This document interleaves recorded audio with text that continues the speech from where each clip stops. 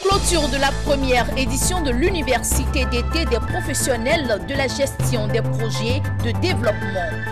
Passation de charge au ministère des Sports entre François Albert Amichia, ministre sortant, et Paulin Claude Danho.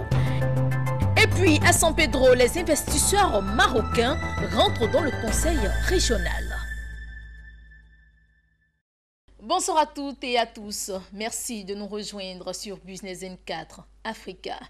Après 5 jours de partage et d'expérience, la première édition de l'Université d'été des professionnels de la gestion des projets de développement a refermé ses portes ce vendredi. Cette rencontre, qui avait pour but de rassembler les acteurs africains de ce métier, a vu la participation de 315 participants venus de 12 pays. Le reportage de Marie-Josée Kwasi et de Richard Akeke. La première édition de l'Université des professionnels de la gestion des projets de développement s'est refermée ce vendredi. 5 jours durant, les professionnels africains de la gestion des projets de développement se sont retrouvés à Abidjan. À travers des panels et des conférences sur divers thèmes, les participants ont partagé leurs expériences et des bonnes pratiques pour booster la performance des projets et accélérer le développement du continent. Ce sont des participants satisfaits qui sont ressortis de cette rencontre en attendant la prochaine édition. L'initiative prônée par le président Bamba du RAP-PG est une excellente initiative qui implique non seulement les acteurs du privé et du public, dont notamment nous, les fonctionnaires responsables de projets dans nos structures, pour nous former, pour nous donner les acquis, pour nous permettre aussi d'être à la hauteur de la gestion des projets qu'on nous confie en interne. C'est un espace d'échange, de partage, de donner et de recevoir. Présent à cette rencontre, le directeur des opérations de la Banque mondiale, Pierre Laporte, a encouragé l'initiative avant de féliciter les participants. La gestion d'un projet, ce n'est pas quelque chose, c'est pas juste comme ça, c'est pas n'importe qui gère un projet, c'est pas quelque chose aussi simple qu'on pense parfois parce qu'il y a des qualités et des compétences particulières qu'on a besoin pour faire ce travail. Objectif atteint pour le président du réseau africain des professionnels de la gestion des projets. Il se dit satisfait du bon déroulement des travaux. Pour nous, c'était un rêve de pouvoir réunir à un même endroit tout ce monde venant de plusieurs pays africains qui sont des professionnels pour s'échanger des idées, tirer les leçons de nos échecs et partager avec les uns et les autres nos solutions. Au total, 315 participants provenant de 12 pays africains, mais aussi de la France et de l'Haïti, ont pris part à cette rencontre. 21 formateurs et intervenants se sont succédés pour partager leurs connaissances et leurs expériences, notamment des spécialistes du Fonds mondial de la lutte contre le sida et du paludisme. La première édition de l'Université des professionnels de la gestion des projets de développement s'est terminée par la remise des diplômes de participation. Depuis mardi dernier, un nouveau gouvernement a été formé par le président de la République de Côte d'Ivoire, Alassane Ouattara. L'équipe gouvernementale dénommée GON3 se met progressivement en place. Au ministère des Sports, c'est François Albert Amichia, ministre des Sports et Loisirs sortant, qui a transmis le flambeau à Paulin Claude Danho, nouveau ministre des Sports. Le reportage d'Hervé Blagnon et Soro Chelina. Après 3 années passées au ministère des Sports et des Loisirs, François Albert Amichia transmet les charges de ce département à Paulin Claude Danho. Nous vous faisons commandeur dans l'ordre du mérite sportif ivoirien. Le désormais ministre de la Ville dans le nouveau gouvernement ivoirien ne veut pas se soustraire à une règle de bonne gouvernance, la reddition. À l'occasion de cette passation de charges, il a dressé le bilan de son action, un bilan qu'il juge positif. À la mise en place d'un cadre permanent de concertation, le CPC, espace d'échange et de dialogue qui intègre tous les acteurs du sport ivoirien. l'élaboration et l'adoption par le Conseil des ministres en sa session du 7 juillet 2017 de la politique nationale de sport, PNS, pour la période 2016-2020. Le programme d'appui à la promotion du sport de masse et du sport pour tous, le PAPMAS, a été conçu et est en train d'être mis en œuvre. Quant au programme de réhabilitation et de construction d'infrastructures sportives, le PRECI, il a connu un coup d'accélérateur avec la réalisation de 3 stades de proximité, Mbengue, Tengrela et Tiebissou. Le nouveau patron des sports en Côte d'Ivoire s'appelle Paulin Claude Danho. Il a été fait commandeur dans l'ordre du mérite sportif. Le maire de la commune d'Atekoubé, visiblement ému, a rendu un hommage à celui qu'il appelle son aîné pour l'étendue du travail abattu. Puis, il a dit ne pas douter de la disponibilité et des conseils de son prédécesseur avant de dérouler sa vision des sports. Je voudrais dire aux uns et aux autres que le sport déchaîne des passions, c'est vrai. Mais ces passions doivent être canalisées pour servir plus haut. Comme disent les latins, Semper Altior. Nous devons nous élever pour mieux servir notre pays. Je voudrais m'adresser aux sportifs pour dire que le sport doit devenir aussi, quelque part, une industrie. Une industrie qui va ouvrir la voie à l'insertion professionnelle des jeunes générations. Le sport doit être un outil de développement pour notre pays. L'honneur et le plaisir de vous remettre ces dossiers. Il y a quelques patates chaudes dedans.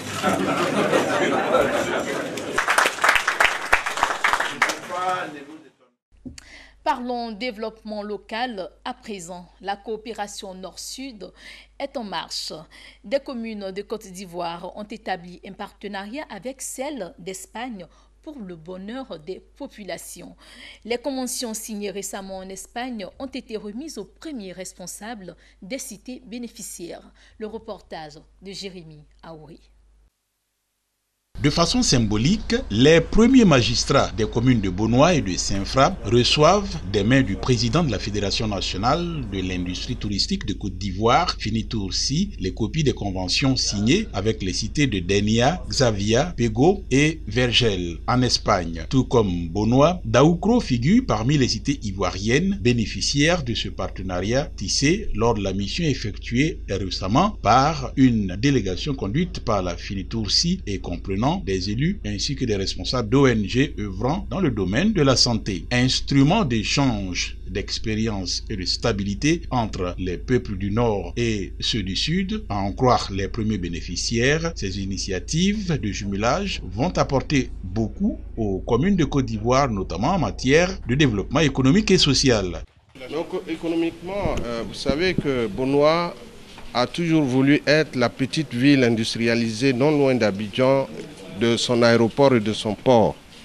Et c'est ce qui justifie d'ailleurs l'instauration de la zone industrielle propre, la seule pour le moment en Côte d'Ivoire. Et donc c'est dans ce sens-là que nous allons encore travailler. Nous avons au cours de ce voyage lancé des bribes d'échange avec les industriels espagnols. Nous allons les poursuivre et nous savons que Bonois Ville Nouvelle, en ville industrialisée, va continuer de prendre forme avec ce type de partenariat et de jumelage. Notre bonheur provient de ce que les choses sont concrètes. C'est-à-dire la convention a été signée il y a juste une dizaine de jours, mais déjà le 3 août prochain, une équipe de médecins arrive à Daoukro pour soigner les pathologies les plus fréquentes dans toute la région. Pour la Finitoursi, créée le 25 novembre 2011, ce jumelage entre villes ivoiriennes et espagnoles s'inscrit dans la concrétisation des valeurs communautaires de tolérance entre les peuples qui prônent le tourisme. Aussi est-il important de promouvoir ce type d'action. Quand on fait une mission comme ça à l'étranger, je pense qu'il faut rendre compte à l'opinion nationale et internationale pour voir un peu la portée des projets. Le développement du tourisme, ce n'est pas seulement au niveau de l'administration, ce n'est pas au niveau du gouvernement, mais c'est tous les acteurs du secteur privé comme l'administration qui doivent se mettre ensemble pour le développement du tourisme. Des missions de ce type sont attendues afin de permettre à d'autres communes et villes de Côte d'Ivoire d'en bénéficier. Et pendant que la coopération Nord-Sud se met en place, à San Pedro, les investisseurs marocains rentrent dans le conseil régional. Dans le cadre de la concrétisation d'un accord de partenariat entre la région Souss-Massa au Maroc et la région du San Pedro, une importante délégation régionale marocaine était dans la cité balnéaire de San Pedro. Une signature de mémorandum d'entente entre Brahim Afidi et Donatien Begré, président du conseil régional de San Pedro, a été faite. Le reportage de Jérémy Aouré et de Richard Akiki. Conduite par Brahim Afidi, une délégation marocaine s'est rendue du 18 au 23 juin dans la cité balnéaire de San Pedro. C'est une forte délégation marocaine qui a littéralement pris d'assaut la cité balnéaire de San Pedro. Une vingtaine d'opérateurs économiques, élus et chefs d'entreprise, représentants du conseil régional de la région marocaine de Souss-Massa, des responsables de l'université de Ibn Zor, de la Chambre de commerce, d'industrie et des services, en plus du Centre régional d'investissement et de la Chambre des pêches maritimes de l'Atlantique Centre Agadir. Il faut également ajouter des membres de la Fédération interprofessionnelle de production et d'exportation de fruits et légumes et du Conseil régional du tourisme, de l'Office de la formation professionnelle et de la promotion du travail, et enfin de la Confédération générale des entreprises du Maroc, CGM. La mission institutionnelle a été couronnée par la signature d'un mémorandum d'entente entre le chef de la délégation marocaine, Brahim Afidi, et Donatien Begré, président du conseil régional de San Pedro. Les deux parties se sont accordées dans le cadre de ce mémorandum sur le développement de leur partenariat dans les domaines économiques durables. D'autres axes ont été aussi intégrés dans le cadre de ce partenariat. Il s'agit de l'accès à l'eau potable et l'éducation, les changements climatiques et les énergies renouvelables, ainsi que l'entrepreneuriat local et l'accompagnement de la très petite entreprise et de la petite et moyenne entreprise en plus des échanges culturels. C'est sur la coopération économique que nous indique au Coran que lors de la dernière visite de Sa Majesté, sous sa présidence et la présidence de son Excellence Ouattara, beaucoup de conventions. Nous pourrions dire que le président de la République, notre président, le président Alassane Ouattara, dans la volonté et dans sa volonté dynamique de développer toutes les régions de Côte d'Ivoire, a décidé, a voulu et veut que la région de San Pedro devienne un véritable pôle économique, celui de la sous-région.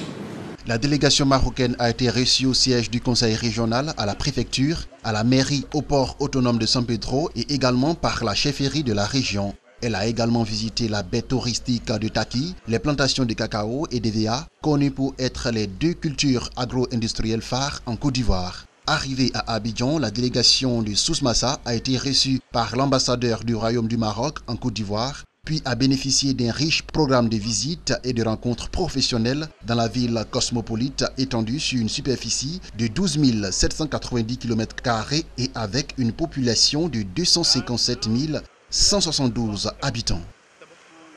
Et puis cette information pour terminer ce journal. Le Maroc, toujours à l'honneur, le groupe bancaire marocain BMCE, Bank of Africa, s'est vu accorder l'autorisation par la Commission chinoise de supervision bancaire d'ouvrir un deuxième bureau de représentation en Chine. Cette nouvelle succursale sera ouverte à Shanghai et intervient près de 18 ans après l'ouverture du premier bureau de représentation à Pékin. Elle devrait jouer un rôle de catalyseur des relations économiques entre la Chine et le Maroc. Voilà, c'est ici que s'achève ce journal. Merci à vous de l'avoir suivi. Il a été réalisé par l'ensemble de la rédaction.